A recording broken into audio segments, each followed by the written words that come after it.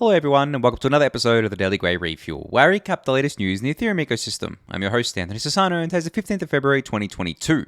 Alright everyone, let's get into it. So, bit of drama and FUD around Ethereum's proof of stake today, or just proof of stake generally, from Lynn Alden. Now, a lot of you will know who Lynn Alden is. She basically is very active in the traditional finance system, particularly in the macro environment. She, has done a lot of writings on various things within the crypto ecosystem at this point, with a heavy focus on Bitcoin, to be honest. Not so much Ethereum, but today she put out a thread on Twitter, pretty misinformed thread about proof of stake, and she basically led by saying, proof of stake is legacy tech. It's what corporations and banks have run on for centuries. It's outdated and oligopolistic, I always mess up that word, and yet still useful for centralized systems. Proof of work is the new innovation, especially when combined with difficulty adjustments. And then she goes on to, a few more things in the thread here. But I quote tweeted this and said, as the proof of stake merge for Ethereum draws ever closer, expect the FUD around PoS to ramp up exponentially. So, I don't even know where to start with tweets like this, right? I'm not going to spend the whole episode debunking this and saying why proof of stake is good and why proof of stake is not, rich get rich, all that sort of stuff people kind of like to bring up all the time. But what I want to kind of focus on for a second here is Lynn saying that proof of stake is outdated and proof of work is a new innovation. I mean, in the context of crypto, it's the other way around, right? Like proof of work is the quote unquote legacy tech because it's been around since day one, since Bitcoin, and proof of stake, especially Ethereum's proof of stake, is much newer and kind of like a much newer innovation here. But I think what Lynn is doing is equating proof of stake with what we currently have with corporations and banks, which doesn't really make any sense to me at all, to be honest. Her calling it oligopolistic is, I'm never going to say that word right, but her calling it that just doesn't make much sense to me either, because, if you take it at its literal definition, what the word means is that you can only procure what you need to, stake or what you need to mine from a small group of actors or from even just one actor. Whereas you can buy ETH from hundreds, if not thousands of different places all around the world. There is not a monopoly on selling ETH. Whether that's on-chain or on-chain on DEXs or off-chain on centralized exchanges or any other number of ways to acquire ETH. You can obviously mine ETH directly if you want by buying a GPU. Or a bunch of GPUs to mine ETH these days, or you can buy it directly from a miner. There's plenty of ways to acquire ETH.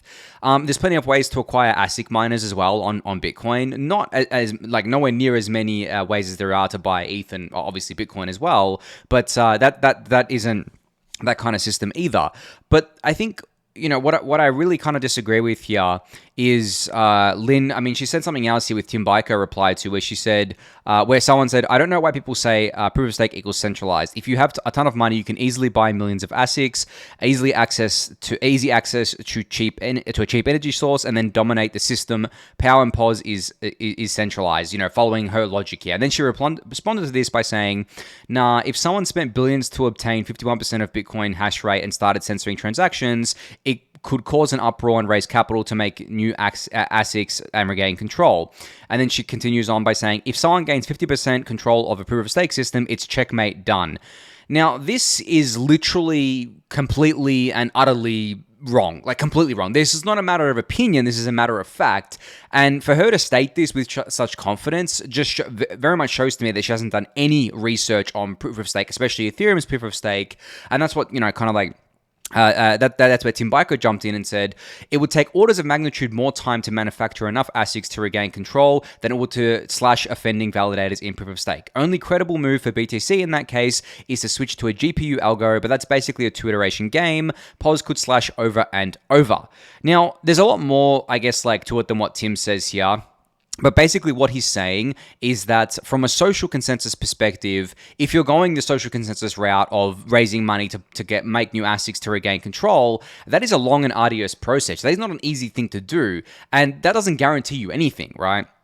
There's a kind of a term that Vitalik came up with for this thing called a spawn camp attack, where with proof of work, there's no way to remove the miners from the active kind of mining set, or there's no way to kind of delete their ASIC miners. Whereas in Ethereum, you can both remove the offending stakers and slash them, like burn their ETH essentially, for, I guess, like attempting to attack the network or attempting to censor transactions and stuff like that. And that's, what Tim is basically saying here, is that it's just orders of magnitude easier in proof of stake to punish bad actors. That is not a matter of opinion, it is a matter of fact. You can verify this. This is coded into the Ethereum protocol. It's coded into the Bitcoin protocol. It's how both of them work. Now, I'm not going to sit here and tell you that proof of stake is better than proof of work. I personally think it is, but that's a belief. I don't think there's actually an objective measure of that just yet. I think Ethereum's proof of stake has not been around long enough, and it has not even been securing an actual network yet. I mean, the beacon chain, is all well and good. We all love the beacon chain, but it's not securing the trillions of dollars of value that is settled on Ethereum every year. That's still proof of work. So until we've got a few years of that under our belt, I'm not going to sit here and say that we can objectively say that Ethereum proof of stake is better than I don't know, Bitcoin proof of work, and I don't even know if we can ever objectively say that, but I truly do believe that Ethereum proof of stake is better than Bitcoin proof of work. And I say Ethereum proof of stake, not just proof of stake generally, because not all proof of stake is created equal, just like not all proof of work is created equal. There are different things going on with them, and especially with proof of stake, most other networks are what's called delegated proof of stake, or DPoS, which is much less secure than Ethereum's version of proof of stake, or implementation of proof of stake. So I think what ended up happening is that a lot of Bitcoiners got stuck in the 2017 era of proof of stake, and they're bringing up arguments from back then and narratives from back then, and they're trying to apply it to today, and it just doesn't make much sense to me at all, and it doesn't make much sense generally. I think that's what Lynn is doing here, and the fact that they keep attacking proof of stake, and obviously, I mean, she didn't specifically say Ethereum in this first tweet. I wonder if she said it in any of the others here. I don't think she did, but yeah, I mean, she's not specifically saying Ethereum, but I think you need to make I guess like a separation between Ethereum proof of stake and other implementations, because as I said, they actually vary quite wildly here. And there's another tweet she put together here where she was talking about governance, and where she said, consensus mechanisms that don't involve work instead involve governance, which again is wrong, because I mean, everyone uses these terms wrong. But anyway, I'll continue with the tweet. She goes on to say, work is the only thing that can reduce or eliminate governance. Proof of work systems can be a commodity. Proof of stake is inherently an equity. I like equities, but equities aren't commodities. Now, again, this is really silly, because you don't eliminate governance with a consensus mechanism. Both Bitcoin and Ethereum run on social consensus, social governance. Just because there are miners and stakers doesn't mean that the social layer can't come together and override that. If the majority of the Ethereum network wants to upgrade, right? And we do have scheduled network upgrades, then the network upgrades. It hard forks, the rules of the protocol change. That is the same for Bitcoin. It's just that Bitcoin doesn't want to do that. Like, the Bitcoin community doesn't want to hard fork, and that's fine, but that's what they want right now. Maybe in the future, they do want to hard fork. They do want to, upgrade the system or do something which requires a hard fork. And you better believe that if there was a critical bug in Bitcoin, say an inflation bug, they would come together and say, oh, okay, well, we have to fix this with a hard fork. That's the social consensus at play. That is the governance process of both Bitcoin and Ethereum. They're exactly the same thing. It's just that Ethereum embraces hard forks for network upgrades. Bitcoin does not. But the thing is, when there is an issue, it's the same result. If there's an inflation bug on Ethereum, if there's an inflation bug on Bitcoin, the result would be exactly the same. The community would come together, they would fix the bug. It would require a hard fork to fix pretty much like 99% of the time, and then the chain would continue on, and that's the social layer coming in to do that there. So when you kind of like take all that into consideration, it doesn't matter that Bitcoin is proof of work and that Ethereum is, and Ethereum is going to be proof of stake in the future. What matters is the social layer and the consensus around that here. And then you can kind of extrapolate that and say, okay, well, what social, consensus is better in the event of an attack, not just a bug? Well, then that's what matters, because Ethereum proof of stake allows us to have more things that are disposable. It's still at the social layer. Like, you would still socially decide if there was a large stake taking over the network to fork them off and slash them and continue on with the actual chain that hasn't been attacked. But again, it's the same as with Bitcoin's proof of work here. So anyway, I've spent about 10 minutes on this, almost 10 minutes on this topic so far, but I did want to highlight it. And, literally I could go on about this for a very long time. There are so many bad arguments against proof of stake. I didn't even touch on the rich get richer argument, which I can basically summarize into to be a profitable industrial, not even an industrial size miner, just like a profitable miner in general on Bitcoin today, you would need to spend a lot of money. Just like to be an Ethereum staker, you need to spend, a solo staker, so to speak, you need to have 32 ETH and some computing power to kind of like run your validators to run your validator on. But the thing, it's the same thing. It's economies of scale, right? As the network gets bigger, it gets more expensive to be profitable because there's more people involved in it. I could go on forever, but I'm not going to because I've spent enough time on this now. But I suggest reading through kind of like Lynn's tweets, the replies to her tweets, because there's a lot of good replies from a lot of people. From a lot of people in both ecosystems. And I just think that either she fundamentally doesn't actually want to understand, because from what I've noticed, she's become a bit of a Bitcoin maximalist, or she just kind of like doesn't believe, she actually believes what she is saying. Like, I think Lynn's a smart person, but at the end of the day, if you're not willing to do the research before having such strong beliefs about something, and then you don't even change your mind when faced with new information, or with faced with information you didn't have any, you kind of didn't read before, well, that to me is peak Dunning-Kruger. You shouldn't be opining on things that you don't understand, and this is just typical of the Bitcoin maximalist camp when it comes to Ethereum. They always do this. They opine on things in Ethereum that they simply do not understand. They haven't done their research. It's very obvious that they haven't done their research, but they opine on it like they have, and they have such confidence in the way they say things, which really, really annoys me. And I fought this for years and years. I fought against this. I debunked all this sort of stuff. I still do it today. Not really on Twitter, but I do it on the Refuel and my newsletter and things like that. But it's just never ending. And at this point, it's kind of like, well, it doesn't matter what these people say. Ethereum is going to transition to proof of stake. It's going to work just fine because it's been working just fine. If there are critical bugs, we're going to fix them. And if it turns out it was a bad idea, and it actually turns out that the whole system is inferior and doesn't actually work as we intended, well then, so be it. But the thing is that I strongly believe that's not going to be the case. Everything points to that not being the case. And the thing is that like you can't say with confidence today that is going to be the case. So anyway, I'm going to end the rant there for now, but definitely go check out Lynn's tweets because and the replies to her tweets, because it's really great and there's a lot more education to be had there as well. So a pretty big news, I guess, like outside of crypto today, which obviously has a direct relation to crypto. So a bit of, I guess, like this comes out of Canada. So Canada's Deputy Prime Minister said today that under the Emergencies Act, banks can immediately freeze or suspend bank accounts without court order and be protected from civil liability. Now, this is being used to freeze the bank accounts of people that are donating to the truckers' convoy or the protest in Canada. I haven't followed it that closely, but I'm aware of it. I'm not going to give you my opinion on it. All I'm going to say is that what I quote tweeted here was that Ethereum is trying to fix this. Not that Ethereum fixes this, because Ethereum does not fix this today. There's a lot of problems with Ethereum that we need to solve. Obviously, scale is a big one. A lot of the systems aren't actually truly decentralized, all that sort of stuff. But Ethereum is trying to fix it. This is exactly why we're building decentralized systems, because no matter what, a centralized body, especially the government, shouldn't be able to just unilaterally freeze your bank account for doing things that they deem to be, not, I guess, like healthy for society or not in the best interests of society. Because they may use it for things that legitimately would negatively affect society today, but in the future, this power corrupts, and it corrupts absolutely because it can be used to silence anyone they want, right? And I mean, at the end of the day, pretty much everything we do in life is a financial transaction, really. I mean, when we really break it down, finance, I guess, is such an important part of each and every one of our lives. Obviously, it's not everything, but it is such a structural part of our lives. Without the access to a modern financial system in a modern country, you're pretty much locked out of most things. You're pretty much going to end up homeless, right? But Ethereum and systems like it are offering an alternative. You can truly go bankless. I mean, today, you can actually go bankless with Ethereum. It's difficult. As I said, there's still a lot of problems with scale. Obviously, a lot of Ethereum-based tokens, ETH or stablecoins aren't accepted to pay things like bills and to pay your mortgage and to pay other things, blah, blah, blah. You actually have to still go through banks and other centralized intermediaries to do that.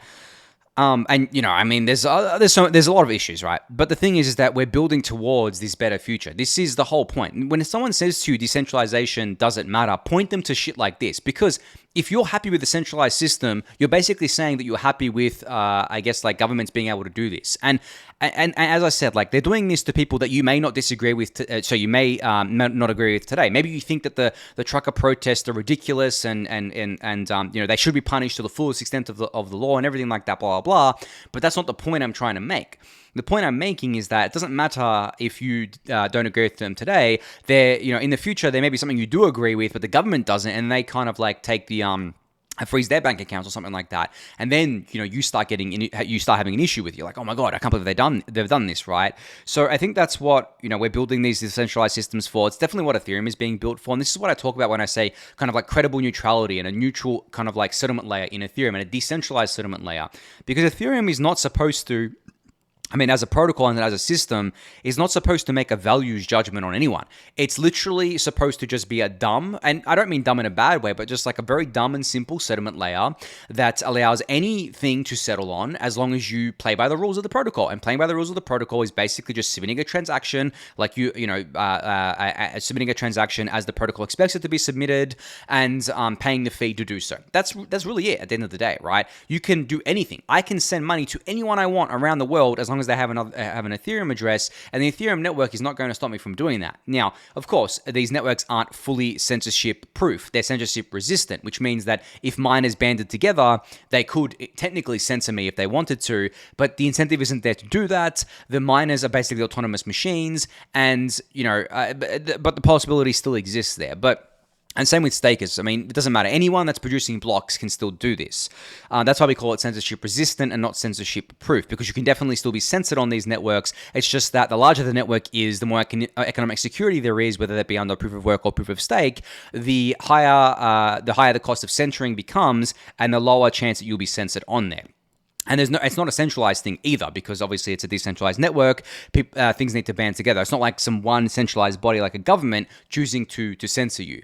So next time someone says to you that decentralization doesn't matter, point them to stuff like this. Literally tell them, like, okay, well, and even if they say, oh, well, I don't agree with the protest here, I'm like, well, say to them that's not the point. The point is that, do you believe that the government should be able to freeze anyone's bank account anytime for any reason? And if they still say yes, well, can't help them then. But I think a normal, rational, and logical person should always say no to that question. Like, you don't want anyone, not the government, not anyone, to be able to do that to you, because by shutting you out of the financial system, they shut you out of basically everything, and there's not much you can do after that, especially if it's the government doing it. So yeah, anyway, I thought that was important. And as I said, Ethereum is trying to fix this, does not fix it today. Bitcoin does not fix this either today, guys. Like, whenever someone says that this fixes this or that fixes that, we're still so early that none of this fixes anything. We're obviously trying to do that, and this brings more awareness to the technologies that we're building, but you can't claim victory yet. You can't claim that this is ready for any sort of kind of like mainstream adoption, because it's not. We'll get there, but it's not ready for that today. All right, on to some, less drama now and some project updates. So Urbit, which is, I've looked into Urbit before. It's been around for quite a while. They build themselves as a clean slate operating system and network for the 21st century. I think a lot of people find it pretty difficult to understand exactly what Urbit is. I'm not an expert on it, but I don't really want to talk about what Urbit is today. What I wanted to talk about is that they announced that they're deploying their own layer 2 rollup on Ethereum.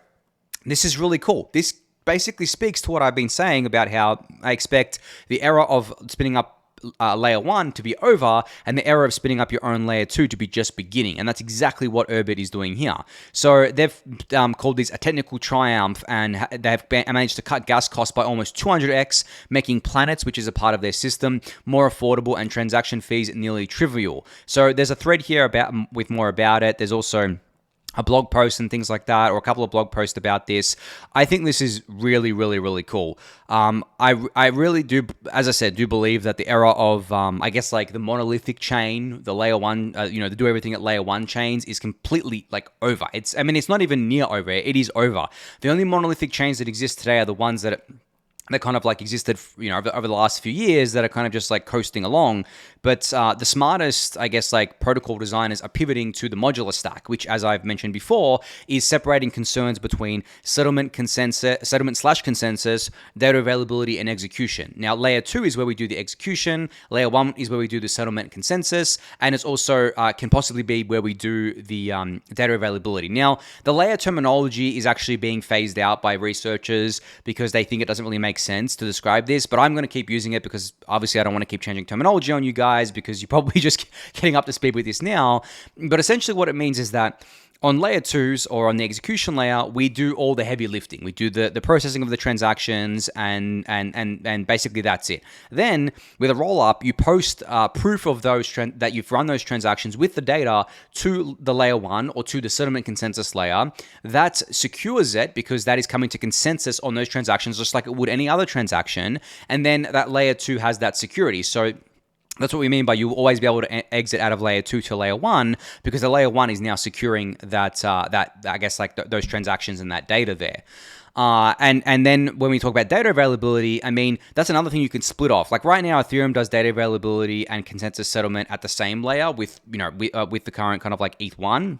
But in the future, we're hoping that we can separate this, obviously, with sharding and then make the current kind of like chain that we all know and love today enshrined on the Beacon chain so that, everything can kind of like talk to each other, everything can be interoperable with each other. And this is kind of like the future that we're barreling down towards. So I'm super excited to see a big project like Urbit, spinning up their own layer 2 rollup. I don't think they're going to be the last one. I think we're going to see like 1,000, rollups or layer 2s bloom. And then there's going to be not just rollups, right? Like technically things like Validiums and validity and kind of like these off-chain things aren't rollups, but they could be considered layer 2 constructions as well. And they're going to bloom too. I mean, there's already really popular ones like Immutable X, right? And then we're going to just get more and more of these kind of like constructions as time goes on. But I really do think that the era of doing everything at layer 1 is completely over. There are going to be chains that try to do this. I mean, the most obvious example is Solana. That's what they're trying to do. I mean, I think into the future, sometime in the future, Solana will also pivot and say, oh, okay, maybe we won't do everything at layer 1. Maybe we'll do, layer 2s as well, all this sort of stuff, because they already pivoted on the fee market stuff. They said that they weren't going to have a fee market, and now they're going to have a fee market, right? So I do think that eventually things change and things come around to the best technical designs because there's a matter of opinion and there's a matter of technical fact. And at the end of the day, like there are certain different design decisions you can make, but there is always going to be a tech that is vastly better than what you've come up with, and it doesn't matter about opinion. The tech speaks for itself, sort of thing. So yeah. Anyway, cool to see Urbit do this today. I'm excited to see their layer 2 rollup grow. All right, so I got pinged about this, I think yesterday, about Polygon's multisig that they have on their bridge, which is a 5 of 8 multisig, I believe, which means 5 people have to sign, and there's a bunch of functions that can be called on that multisig. And this is the main bridge multisig that secures the funds that go from Ethereum to the Polygon PoS chain. Now, Mihailo put together a great thread, kind of like addressing, I guess, Justin Bond's thread, which started all of this. I've talked about this countless times on the Refuel, so I'm not going to rehash all of it today. But the TLDR, as Mihailo points out here, is that the multisigs are used to increase security, not decrease it. Polygon is responsibly using them, and they are working towards removing them. Now, the reason why he says this, and he goes into the thread about this as well, that basically, while it's still in the early stages, while upgrades still need to be done to these systems, right, you can't decentralize it. You can't give control of this over to like a DAO, over to like Matic token holders just yet. It's still too early for them to do that. They don't feel comfortable doing it. They want to be able to respond to critical bugs, which actually was a critical bug recently in the bridge contract, where a lot of money could have been stolen, and that was kind of like reported and patched and all that sort of stuff. And that's why this kind of like exists. Is it centralized? I mean, pretty much, yeah. Like, I mean, a 5 of 8 multisig is not decentralized. Is it like a practical and realistic solution for the short to medium term while we get these systems to maturity? Yes, it definitely is. Now, I'm not defending centralization here, but I'm saying you have to be pragmatic about this. You can't just say, oh, all the bridges need to be 100% decentralized from day one, because you say that now, and then when there's a hack or a bug or an exploit and all the funds get drained, there's no recourse about that, and there's no kind of like centralized kind of like benefactor to help you, you're going to be angry about that, right, as a user. So I think while these things are still young and immature, we need to take the practical and pragmatic approaches and not get bogged down with, oh, it's not decentralized, it means that it's super insecure and super centralized and they're going to rug it any second. No, guys, like, come on. Like, seriously, I know I say I'm a decentralization maximalist, but I'm also a pragmatist where I say, okay, I want us to get to decentralizing everything, but I know that you can't do that from day one. You can't just have something decentralized from day one. And there's also a spectrum here where it's like, there are certain things that are much harder to decentralize. There are certain things that have systems in place that mean that they're never going to be decentralized. Like I believe the monolithic chains, especially the ones that require beefy hardware to run, are never going to be truly decentralized because it's an inherent design fault or fault or feature depending on who you ask. But for me, it's like for me, I look at it as a fault. Same is true. Whereas for a multisig, it's very different because the multisig can be taken off. It's not an inherent design flaw. You can literally hand over control of that contract to a DAO, which has a bunch of members in it, and you can have token holder voting, all that sort of stuff there. But yeah, I mean, for the meantime, it's going to be like this, and I'm at this point, I'm done addressing this kind of like FUD. I don't know why Justin brought this up again. I mean, it's good to make people aware of this. I'm not saying that we should hide this sort of stuff, but Justin's thread was very hyperbolic, was very kind of like I guess like bombastic and out there. But I'm glad Mihailo replied here. And people have tagged me in and say you have a bias because you're a Polygon advisor. I mean, guys, like everyone has a bias, right? Well, I have a bias towards Ethereum because I'm an ETH holder. Like I don't get that kind of like line of argumentation here. As I said, I've spoken about this multi-sig and this bridge stuff plenty of times before. I've given the same answer every single time, where I've said that this is the pragmatic approach. It will get removed sometime in the future, but we're still so early. Everyone thinks that we're like so late stage in crypto adoption that everything's going to be decentralized or else, it's always going to be centralized. It's not how it works. It's time to stop thinking in absolutes and start thinking more practically about things, guys. Anyway, moving on from that one to an exciting update from Arbitrum. Another centralized exchange has added support for Arbitrum. So OKX has enabled deposits and withdrawals on the Arbitrum network for both ETH and Magic. Now, this is a pretty not weird selection, but like interesting selection with, obviously ETH is the obvious choice here, but Magic. I mean, I've talked about Magic before, how it's part of the Treasure DAO ecosystem, which is a very popular NFT ecosystem / marketplace on Arbitrum. But it's curious that OKX supports ETH and Magic and not like ETH and stablecoins. So I think Magic is actually a big part of the Treasure DAO the big part of the Arbitrum ecosystem right now, so that makes sense. And maybe OKX is an investor or something like that as an exchange, I'm not sure, but really great to see another centralized exchange supporting Arbitrum here with deposits and withdrawals being enabled. So if you use OKX, you can definitely go check this out. All right, so a new post dropped today from 0x Park, which is called StealthDrop, Anonymous Airdrops Using ZK Proofs. Now, I'm pretty sure I covered something similar to this a little while ago. I think it was from the same account that were talking about this, but essentially there is now a GitHub repository for it with kind of like a demo of doing this. So being able to kind of like airdrop ERC20 tokens that can be claimed by completely anonymous accounts, which is really cool. You can read all about this. I mean, there's a lot of kind of technical stuff going on here, but you can read all about it on the GitHub. I'll link it in the YouTube description, but I just wanted to put it on your guys' radar because I remember speaking about it maybe a month or two ago. And I just wanted to follow up that there was a demo now, and there is more kind of like explanation about how this works. So definitely go check that out. It'll be linked in the YouTube description. All right, finally here we have an update out of Zapper. So their latest update allows you to follow your favorite wallets on the Zapper dashboard. This update is the first in a series of features that aim to make using Zapper more social, including an activity feed, read on for some alpha, and follow a feature highlights. So, I mean, I checked this just before. I am apparently number 2 behind Vitalik here in terms of the most followers, and Seb Audet being number 3 here is actually one of the founders of Zapper, so I'm ahead of him on his own platform. That's pretty funny. But I mean, I don't know if people are following my public address. It's a very boring address. I don't do anything on there for various different reasons, but if you want to follow me, you can follow me. That's fine. But I think this is cool. I really do like these kind of like social features. I think these social features are only going to get more important as time goes on, especially as more of these decentralized social networks like Lens protocol starts spinning up, and you're able to kind of like take your identity with you, take your profiles with you, follow everyone on different kind of like places, all that sorts of stuff, right? It's all going to be portable. It's all going to be interoperable. I'm very excited for all of that. But yeah, definitely go check this out if you're a user of Zapper. And if you're not a user of Zapper, you should be. It is the best dashboard out there, I believe, for tracking all of your kind of like positions and things like that. But yeah, cool little feature here. Definitely check out the thread for some more alpha. But on that note, I think that's going to be it for today. So thank you everyone for listening and watching. Be sure to subscribe to the channel if you haven't yet. Give the video a thumbs up, subscribe to the newsletter, join the Discord channel, and I'll catch you all tomorrow. Thanks everyone.